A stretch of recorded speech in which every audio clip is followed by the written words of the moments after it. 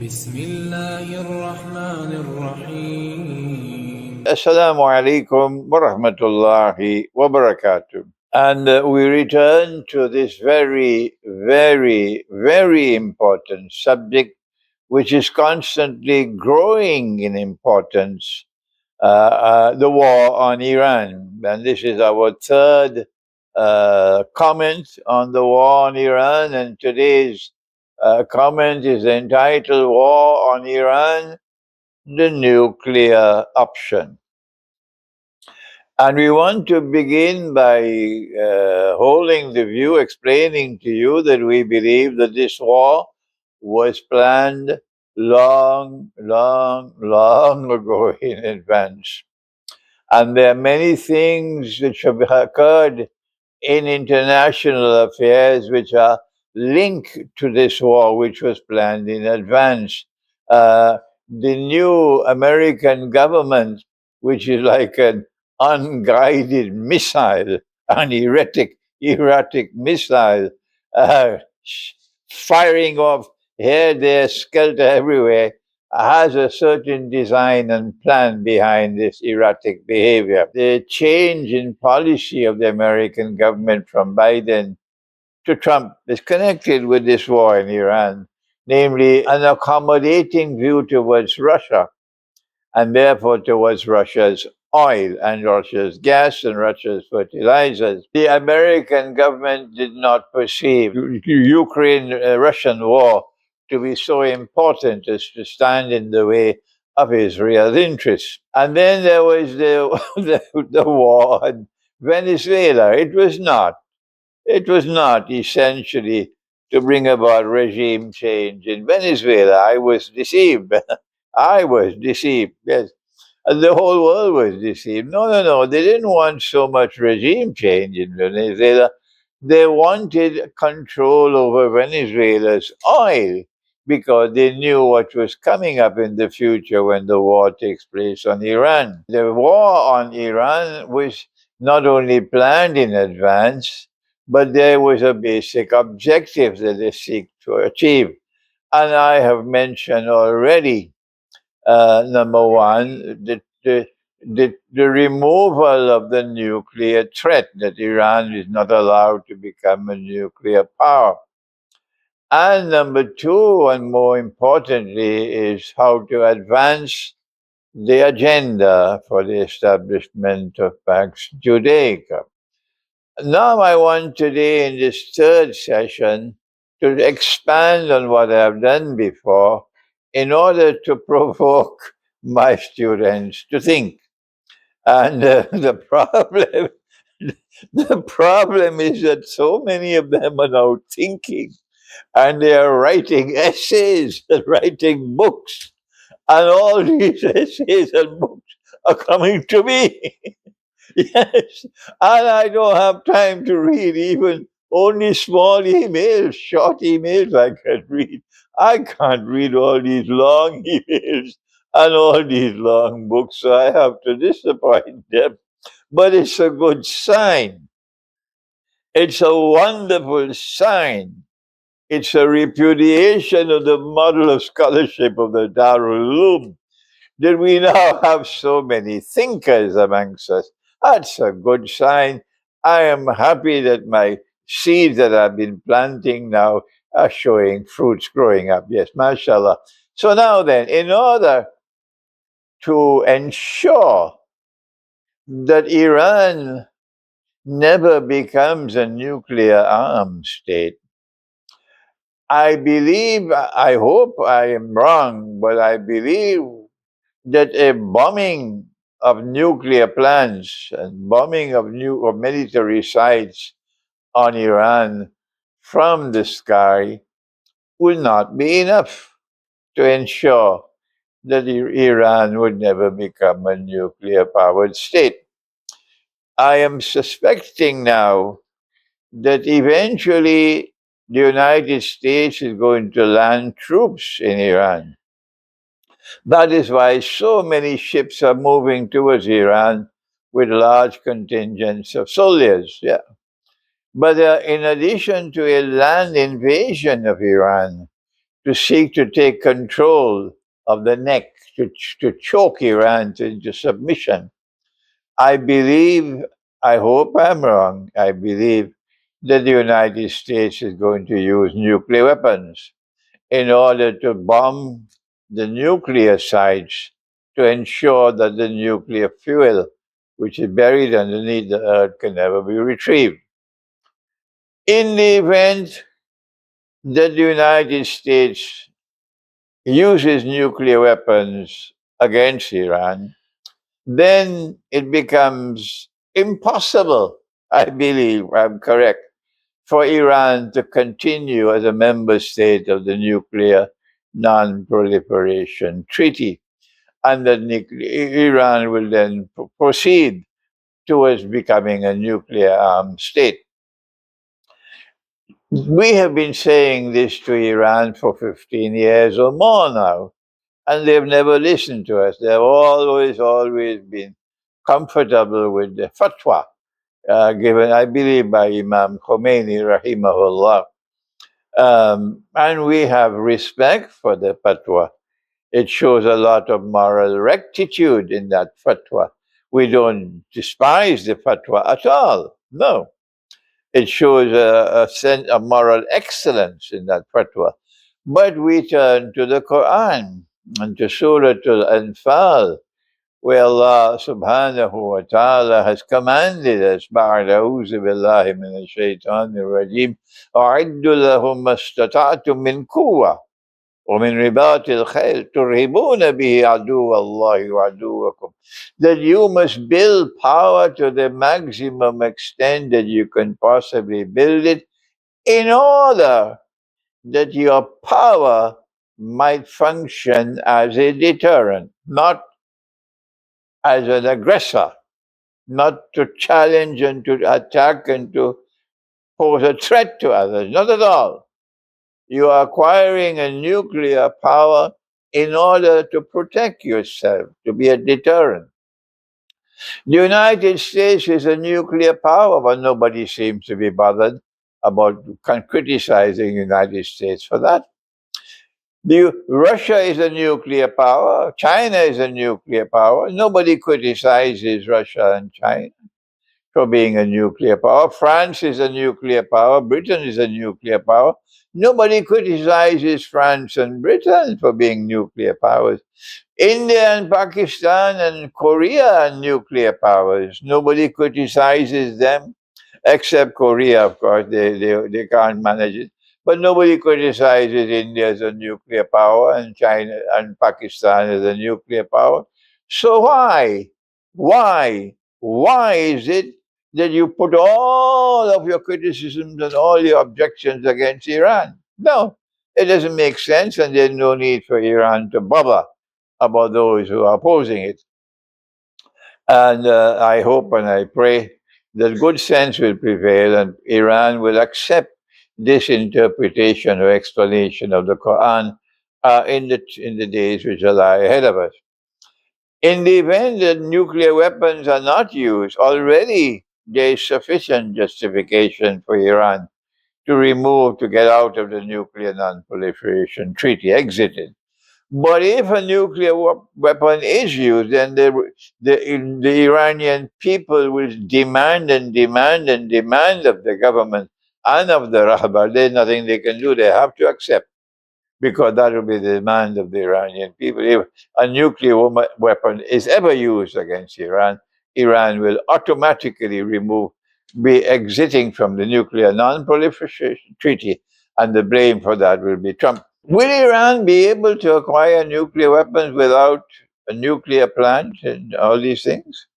Answer, they are friends in the world. I need not say anymore. They're friends in the world. That's all I need to say. Now then, if a land invasion of Iran takes place, then American soldiers are going to be killed. The method of military strategy adopted by Trump and the American government at this time is called hit and run. Hit and run. But hit and run requires you to be there on the ground for only a brief period of time and then fly out. But you cannot take control of any of the islands in the Gulf of Hormuz without a ground invasion, and then the troops have to remain there to control it. And that involves risk of life, and there'll be many Americans who will die. And the Americans are going to ask themselves, why are we dying for Israel's sake? There's going to be a backlash against Trump and against his government in the United States of America. And we already see that backlash has already begun. And so a ground invasion of the islands in the Gulf of Hormuz is going to cost the Americans a very high price in terms of domestic repercussions. And there's also the embarrassment that Iran might succeed in inflicting such horrendous punishments, such horrendous damage and destruction upon American troops, that this aura of invincibility will be shattered. Shattered. And so we are looking forward to a future which is perilous.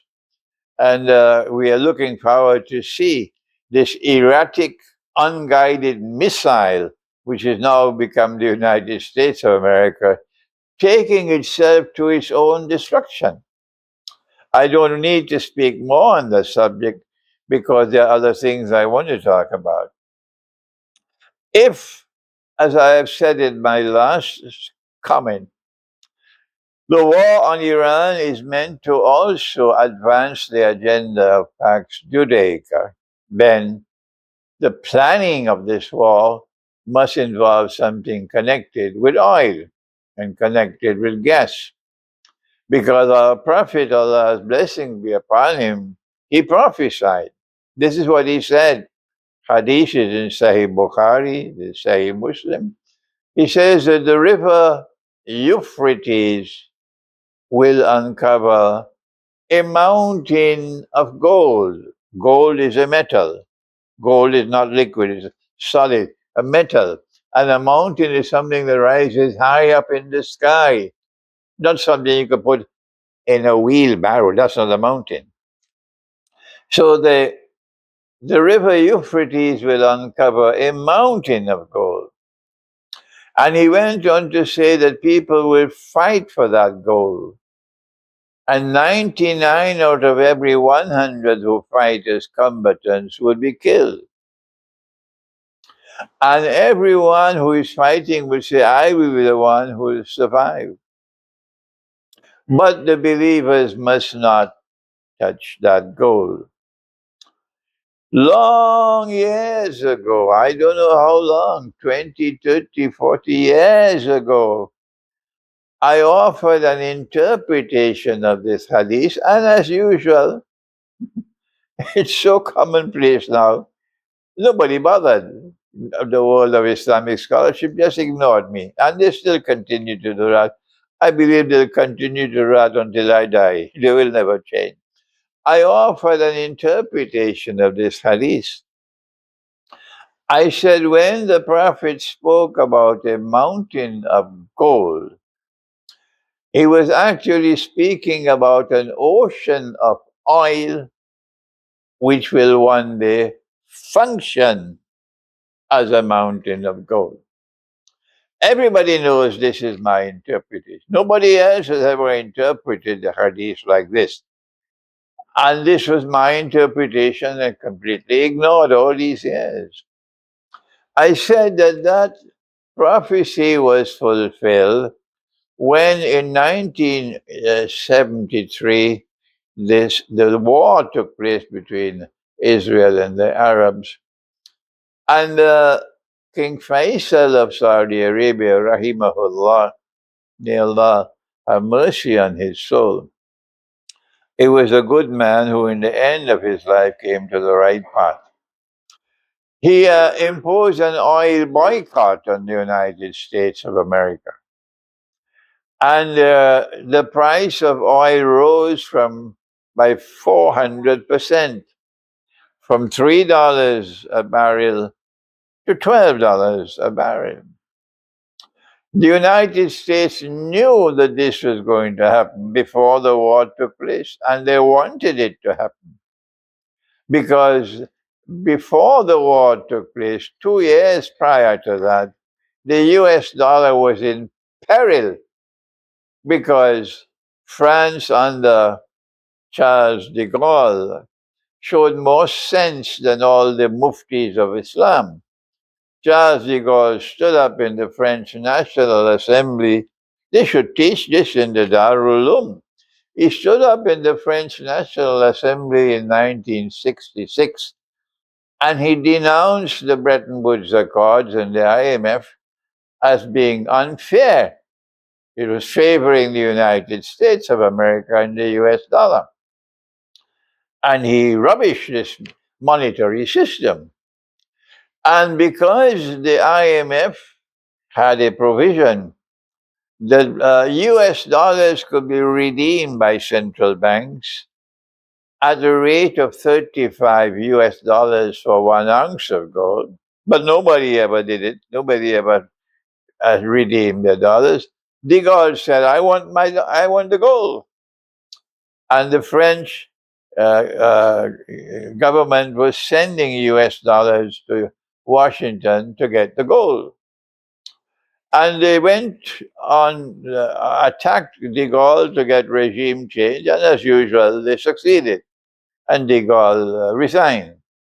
But the new French government continued the policies.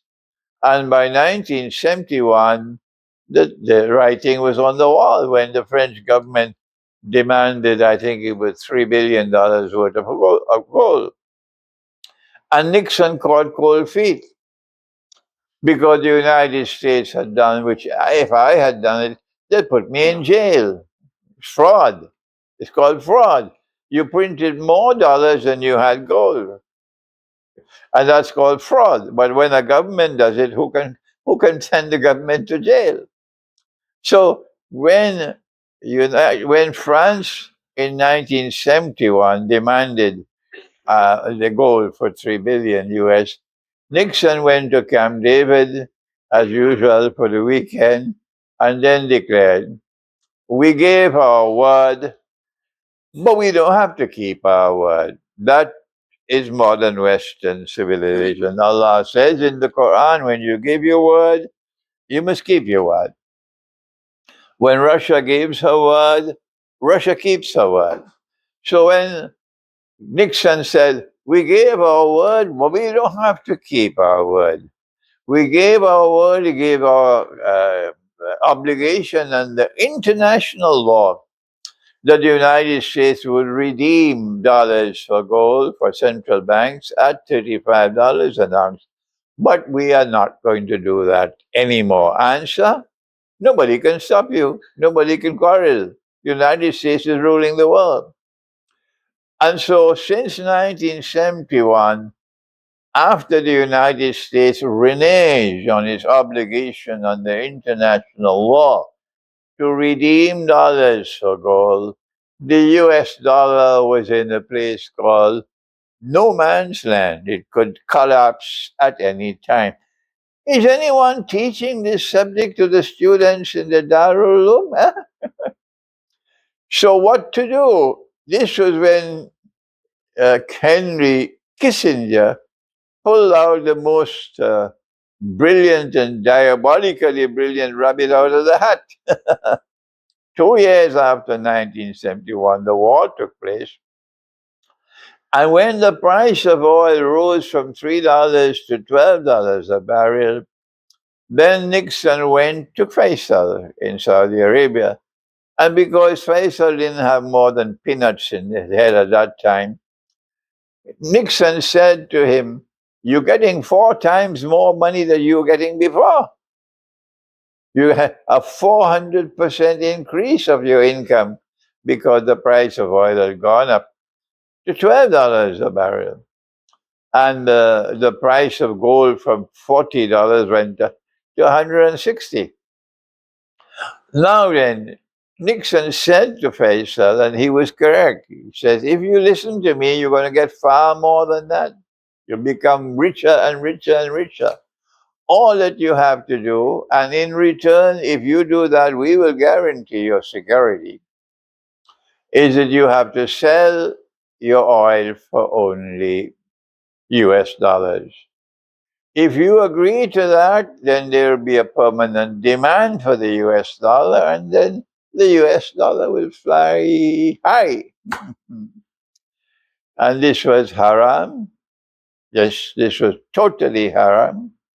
But Faisal fell for it, and that's how the petrodollar was born. And now then, we now see a second way of looking at that hadith. And that is that the fight for the petrodollar monetary system is going along one track with the emergence of BRICS. But there's another track now which has been opened, which I never expected, with the war on Iran. I hope I'm wrong, but it appears to me that what Iran and what the United States and Israel want is that they want to see the destruction of all the oil facilities in the Gulf, destruction of Saudi Arabia's capacity to export oil, destruction of Kuwait, destruction of Qatar and their gas, destruction of United Arab Emirates, that none of them in the Gulf would be able to export any oil anymore because all their oil installations are gone up in smoke. But who will destroy them? The United States can't do that. Israel can't do that because ostensibly we are friends with you. Saudi Arabia and Israel are not only friends, they're sisters. But Israel and the United States, in the language of Sergei Lavrov, who's showing excellent insight, the Russian foreign minister is showing excellent insight, basar. He says that the United States has set up the Arab states. That's right. He used the right language. They are externally friends with the Arabs. Internally, they are backstabbing them. They want to destroy the Arabs' capacity to earn money from oil. And they want Iran to do it. So the more they punish Iran, the more they destroy Iran, the more they can cause Iran to respond vigorously, the more likely it is that Iran will destroy all the oil installations in the Gulf and in Saudi Arabia. I don't know if I'm right or wrong in my thinking, but I'm just sharing with you. There is a future coming, another week, 2 weeks, another month, 2 months, and we'll soon know whether I'm right or wrong. If this is the plan, and if Iran is invaded with ground troops and so on, and Iran then lashes out, and Iran has the weapons, and if Iran is short of weapons, there are friends who can supply more weapons and even more powerful weapons to Iran. Iran will not be in short supply of weapons at all. And if Iran does succeed in destroying all the oil facilities and in blocking the Straits of Hormuz permanently, then the world oil economy is going to change. The Arabs are no longer going to have that wealth that they have. And when they have lost their wealth, whatever independence they had, any semblance of independence will vanish. And they'll become what the Palestinians are to the slaves. And this will be advancing Israel interests. Israel has to fulfill what is in the Torah. Pax Judaica cannot be achieved unless you fulfill what is in the Torah. And the Torah makes it plain that Israel has to become a ruling state. And for that, if you have control over oil in the world, then you have the world by your neck, by the neck. And that's why they don't want to block Russia's oil, and they want to take control of Venezuela's oil.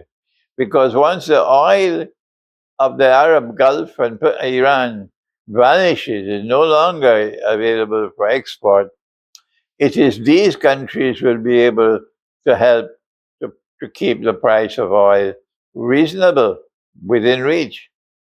And the United States is a major producer of oil and gas. So the United States will come out of this war with a more powerful control over the energy of the world. And that's why they're maintaining an accommodating relationship with Russia. But Russia understands. Russia is no longer an innocent child. Russia understands. Now then, the frontiers of the state of Israel, as located in the Torah, is that the Holy Land extends from the river of Egypt, which of course is the river Nile, any schoolboy knows that, to the river Euphrates, where all the oil is located. So if this is the territorial frontiers of the Holy Land, the Pax Judaica cannot be achieved until Israel launches a ground invasion to take control of all of this territory. Before that, you can control the territory by indirect means, but eventually you want direct control over this territory. And by destroying all the oil facilities in the Gulf and reducing the Arab world to poverty once again, as they were before oil came, it will facilitate Israel in its agenda to achieve Pax today. I believe I've said enough for today's session. There's some criticism. I'm not speaking too long. I'm not giving enough. And others are criticize me for speaking too long. In our next session, we hope by that time we'll see what is happening in the war in Iran. But I need to address the subject of the danger of this war provoking Sunni Shia civil war in the house of Islam. We pray that Allah might protect us from that. Thank you. Wassalamu alaikum wa rahmatullahi wa barakatuh.